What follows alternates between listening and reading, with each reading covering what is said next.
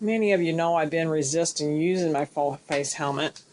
I did find out that once I got out in it, and it wasn't as bad as I thought it would be as far as being the claustrophobic.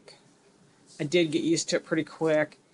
In fact, it had quite a bit of airflow because it doesn't have a chin curtain. I did keep hearing something rattling right off the bat because I had this closed and this is loose. And it was rattling, so I had to leave it open to get rid of the rattle. It did, like I said, it had a lot of airflow. I kept even having checking. It had so much airflow that I actually kept checking to make sure my visor was down because it had that much airflow coming up under the chin. And actually the back of my neck got cold because that helmet comes up higher on my head than my open face, and which kind of, I'm not sure why it's made like that. I would think that they would want that to cover the back of your head more. I don't think a bigger size would help because this one fits me real well. It's just the way it's made, I guess. So, that's a little bit about that helmet, and it was nice and breezy yesterday, actually. I got cold in my jacket. Well, it's just as a mesh jacket, so I don't expect it to keep me warm. But I had a hoodie on under it, and I still got cold.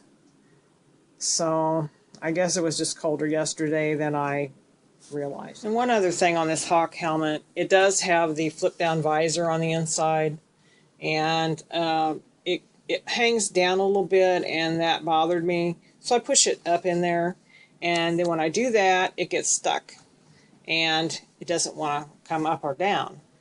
So, you know, there's another thing. I guess I really didn't use it because I'm used to wraparound sunglasses, and this one doesn't come down far enough, and you can see daylight underneath it, which I don't like. I don't like that. So I'm not even going to worry about getting any kind of smoke visor for this helmet. It was a cheap helmet.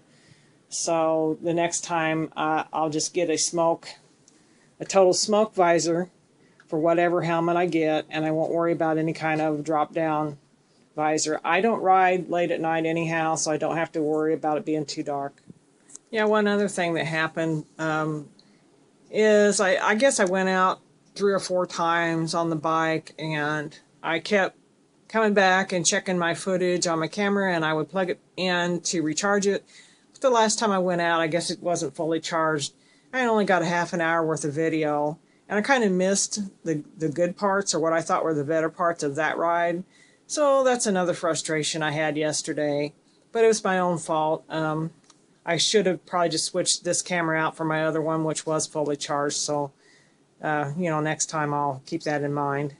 I did find out on these Vivitar cameras, which I'm really happy with the video quality of the camera.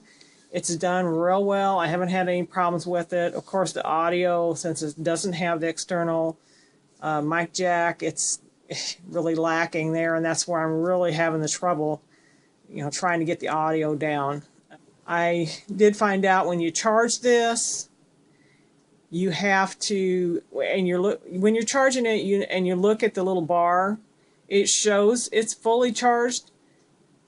When it's plugged in, I guess it's because it's charging.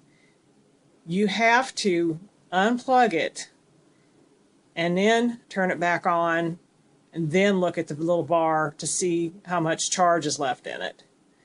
Because if you're just looking at it while it's plugged in and charging, it's going to show full, but it won't be full. So that's another lesson I learned yesterday, but you know, that's not a big deal.